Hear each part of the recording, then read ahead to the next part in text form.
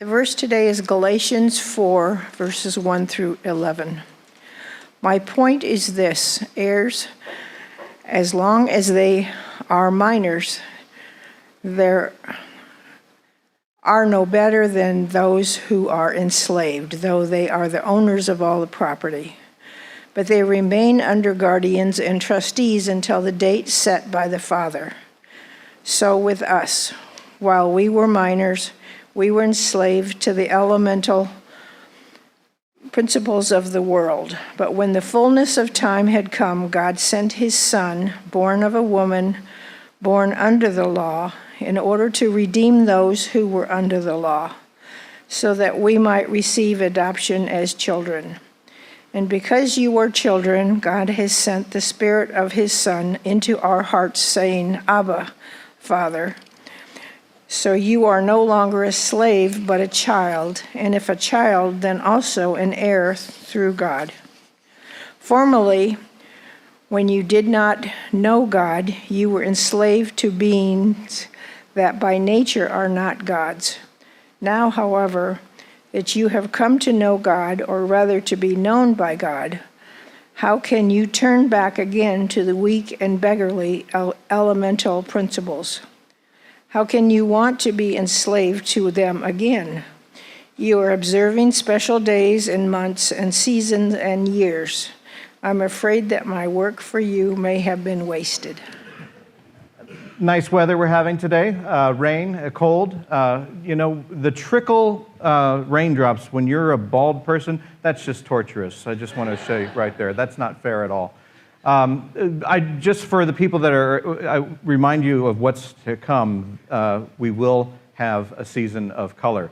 This is the season that we acknowledge Easter season, but it's also the time that we bring some brightness into our world. We've lived in the gray for a while, and now we have some brightness. But anyway, back to the gray. We are doing this letter from Paul to the Galatians. And this is a monumental task that Paul is undertaking here. Every one of us has, whether we have been born believers or not, just in the very nature of our culture, we have grown in awareness. See, you said that you liked me because I didn't read my sermons. This is where that goes. I'm not even sure why I'm here, but we know about God. Whether we believe or not, we are aware of God. That's the culture that we live in. But in Paul's time, the Galatians that he is preaching to, they are aware of multiple gods. They have been idol worshipers all of their lives.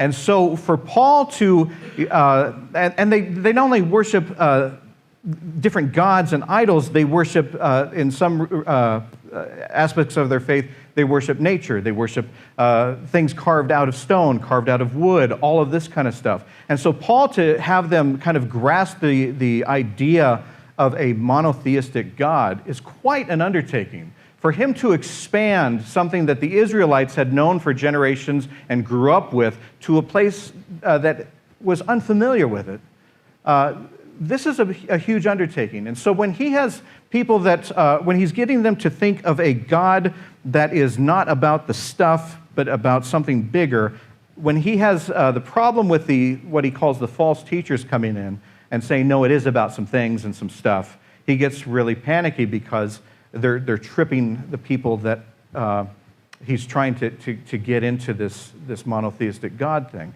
He mentions a couple of things here known as the elemental principles of the world. He mentions it twice. Galatians 4:3, we read it.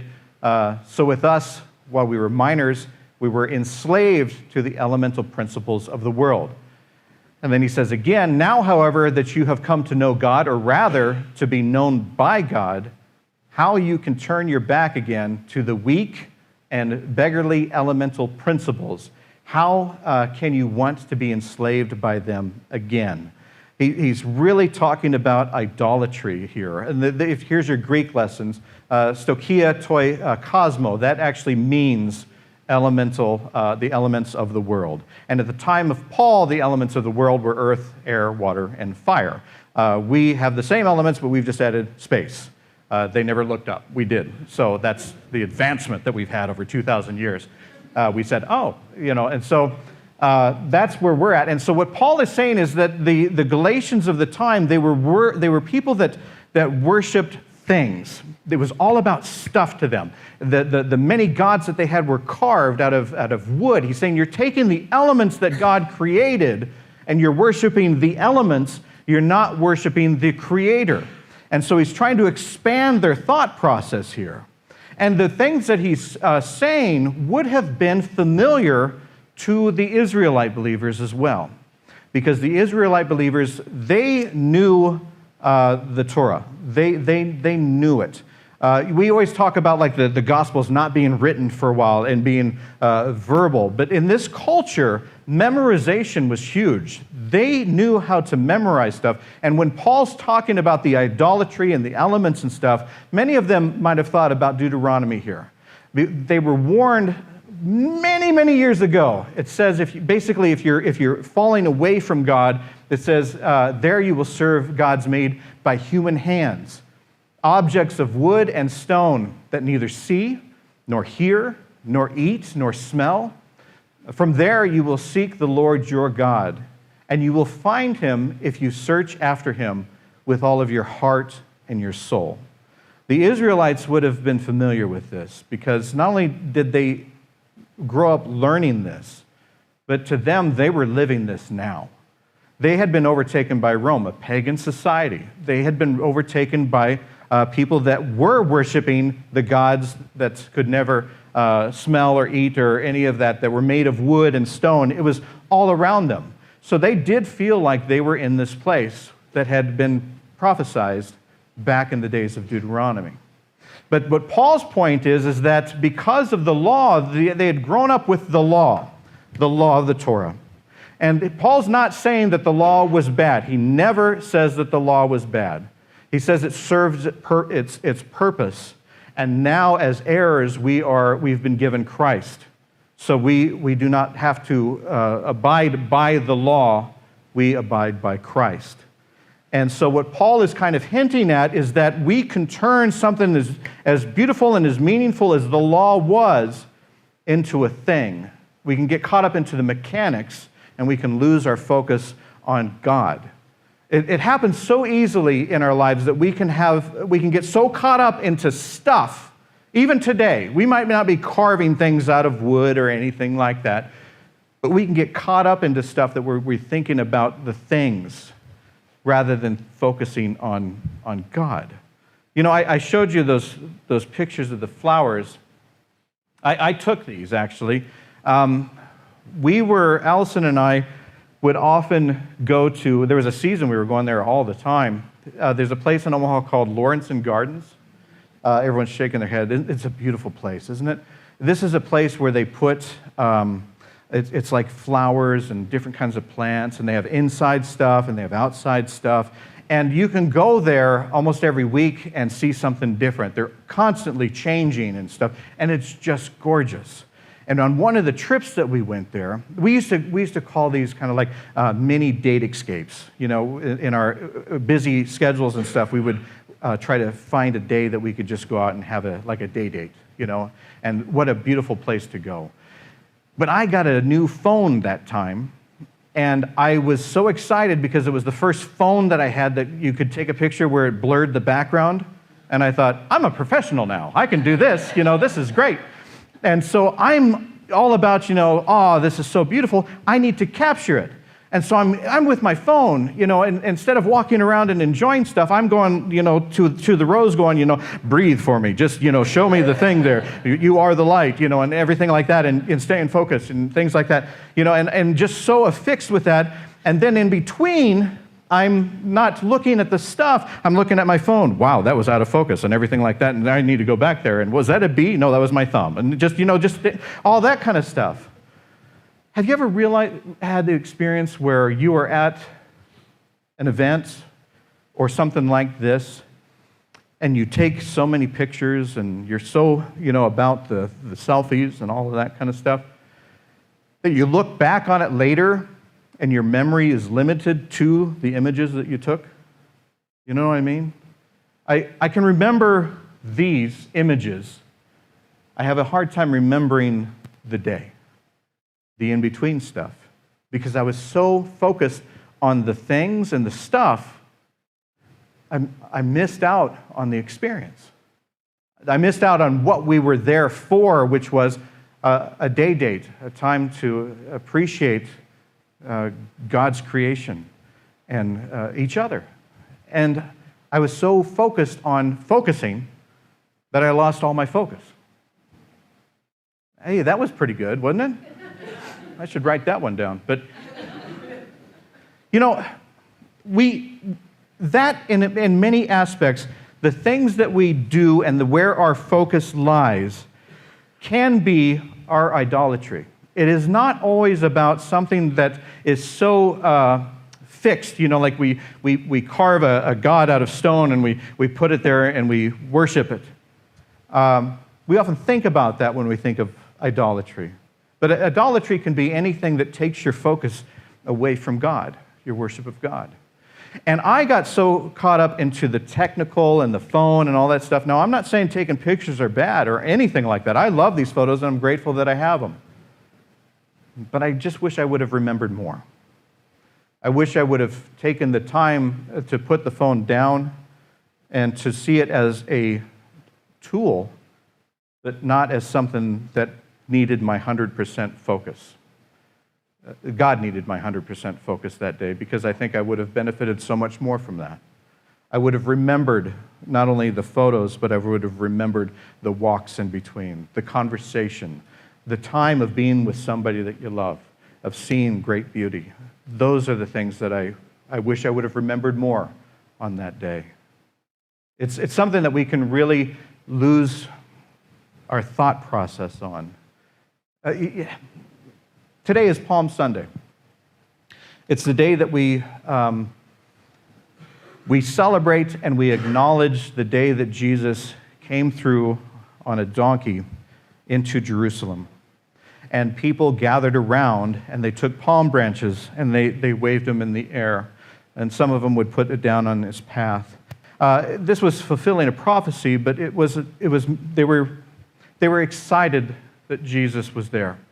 Everybody had heard about him. And I served a church once that they had this tradition, as many churches do and are doing right now, where they would purchase a surplus of palm branches. There's places that just sell them. They grow palm leaves, and to celebrate Easter, they kill the palm leaves, and they put them in the mail, and they send them to you.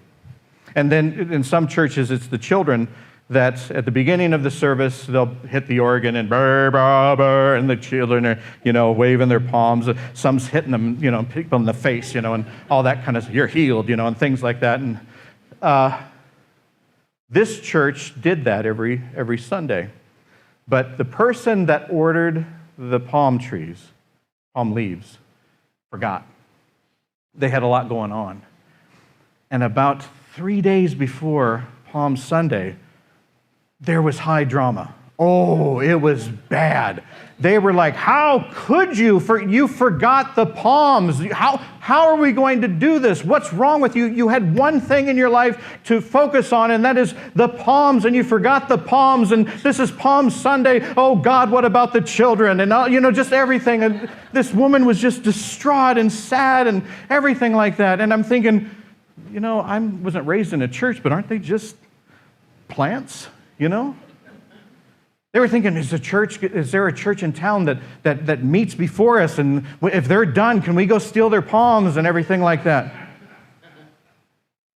And they got so focused on the branches, they forgot what the meaning of them were. They thought that their Sunday was going to be ruined. Their worship, they thought, was just going to be ruined because we don't have this thing. We don't have this thing where we wave them in the air. I suggested they just paint the kids' hands green and just let them go like that. But the idea of Christ entering into Jerusalem on that day, it was never about the palm branches. We call it Palm Sunday, but what it really was Christ entering Jerusalem. It was about Christ fulfilling his mission. It was about Christ being received by people and being there. Do you think that the people that were there waving their palms worried whether they had them or not? Do you think that the people that didn't have palms felt like they could not show up that day to welcome Jesus? That's what Paul was talking about to the Galatians. We can get so caught up into the thing and the structure, and we have to do it this way and we have to do it that way, that we sometimes lose our focus of why we're doing it, of what it's all about. It's not even about the service. It's not about the songs. It's not about the props. It's about our experience together of celebrating the fact that Christ entered our lives, that Christ was there for us. That is a moment that we should continue to celebrate. That's a moment that tells us that Palm Sunday is just another day in which we have Christ in our lives. For us, every day should be a Palm Sunday. Every day should be an Easter. Every day should be a Christmas. Every day should be the time that we experience the love of Christ. But sometimes we start our day and we look at our schedule and we look at all of these things and we forget, we start to get into the motion and the rule of law for our lives. We forget to worship the one that brought us here. That's what it's all about. That's what it's truly all about. We can take pictures of all the flowers we want, but until we experience who made them, I think we're missing out on a lot. Until we experience the presence of God in our lives without anything. It doesn't matter what you wear. It doesn't matter, what you look like. When I was a kid, I went to a church maybe once or twice, and every time I got there, all I remember is my father arguing about how he had to wear his uncomfortable pants. Because that's what we had to wear. You had to dress like this, I wear this jacket just because, I'm fat and I like layers help, It's not about any type of worship or anything like that. It's just, I think I look kind of cool in it, That's my wife laughing over there. That's my wife. Yep. But we know, hopefully, that whatever we're wearing, however much money we make, wherever we live, whatever our story is, whatever our background is, whatever we have done in our lives that we regret, that we are experiencing the presence of Christ in our lives. We are experiencing Palm Sunday every day. And that experience is Christ coming in and saying, I am here for you. I am here for you. I hope we feel that today, regardless of what we wave in the air. Would you pray with me? Gracious and loving God, help us remember, it's not about the show, it's not about the things, it's not about the stuff. It's about you. It's about your presence in our lives. Help us to just know that. As Deuteronomy said, we don't get that by looking at the stuff, we get that with our hearts, with our soul. Help us to spend time there for a while, to remind us that we're loved, to remind us that we love you, and to remind us to love our neighbor. In Jesus' name, Lord, we pray. Amen.